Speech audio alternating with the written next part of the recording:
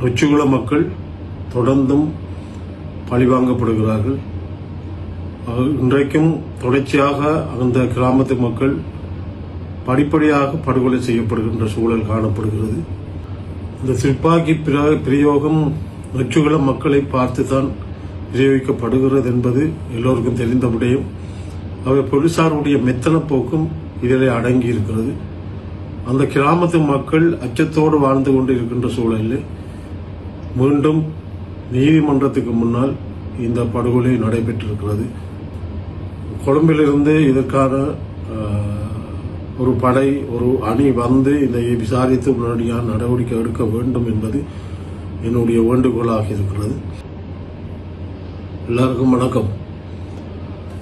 இன்று நீதிமன்றத்துக்கு முன்னால் நடைபெற்ற துப்பாக்கி பிரயோகம் உண்மையிலே கண்டிக்கத்தக்க ஒரு விடயம், காட்டு மிராண்டித்தனமான ஒரு விடயம்.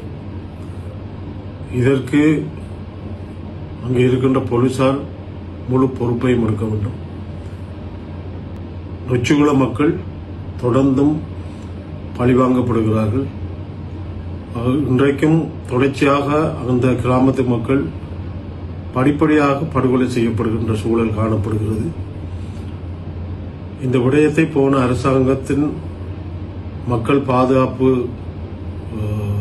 தொடர்பாடல் அமைச்சோடு நான் நேரடியாக பேசியிருந்தேன். காரணம், துப்பாக்கி பிரயோகங்கள் AK-47 பாவிக்கப்பட்டிருக்கிறது. இப்பொழுது என்ன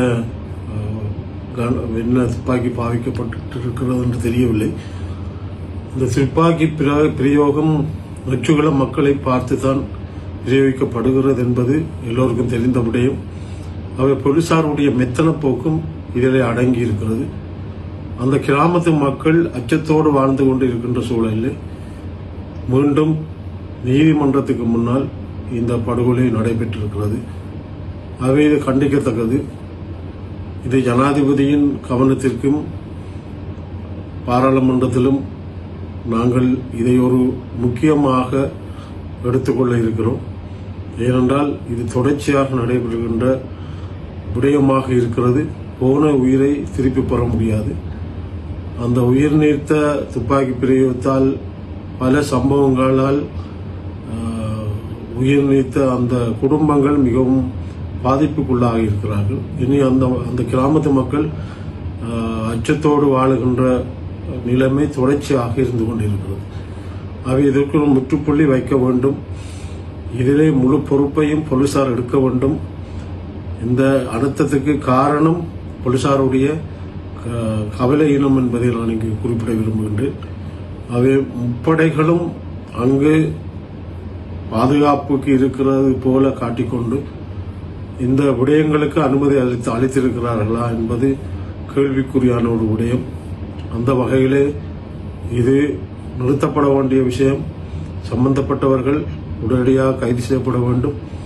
அதற்கான ஒரு குழுவை போலீசார் புலனாய்வுத்துறையோடு இணைந்து செய்து கண்டுபிடிக்க வேண்டும். இந்த மன்னாரில் இருக்கிற போலீசாரை வைத்துக் கொண்டு இந்த விசாரணைகளை மேற்கொள்ளக்கூடாது. ஆகவே கொழும்பிலிருந்து இந்த விசாரணைக்காக வந்து அவர்கள் தனித்துவமாக செயற்படுவதன் ஊடாகத்தான் இதை வெற்றி கொள்ள முடியும் என்பது என்னுடைய கருத்து. ஆகவே இந்த சம்பவம் உயிர் நீத்த அந்த நீத்தவர்களுக்கு எனது அஞ்சலியை செலுத்திக் கொள்கிறேன். அந்த குடும்பங்கள் மேலே மிகவும் தொடர்ச்சியாக அங்கே இருக்கின்ற குடும்பங்கள் பாதிக்கப்பட்டிருக்கிறது. அவை போலீசார் உடனடியாக நடவடிக்கை எடுக்க வேண்டும்.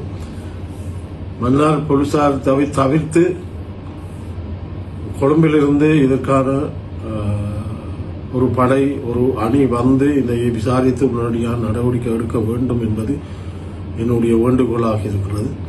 ஆகவே இது சம்பந்தமாக சகல தரப்புகளுக்கும் என்னுடைய கவனம். நாங்கள் இது சம்பந்தமான செயற்பாட்டை நிச்சயமாக செய்வோம் என்பதை சொல்லிக்கொண்டு, உண்மையிலே ஏற்றுக்கொள்ள முடியாத ஒரு காட்டு முராண்டித்தனமான ஒரு செயல்பாடு என்பதை கண்டிக்கின்ற ஒரு நிலை இன்றைக்கு ஏற்பட்டிருக்கிறது. துப்பாக்கி பிரயோகம் என்பது ஏற்றுக்கொள்ள முடியாது. சம்பந்தப்பட்டவர்கள் கைது செய்து தண்டனை வழங்கப்பட வேண்டும். ஆகவே காலந்தாழ்த்தாது உடனடியாக நடவடிக்கைகளை மேற்கொள்ள வேண்டும் என்று இச்சந்தர்ப்பத்திலே நான் கேட்டுக்கொள்ள விரும்புகின்றேன்.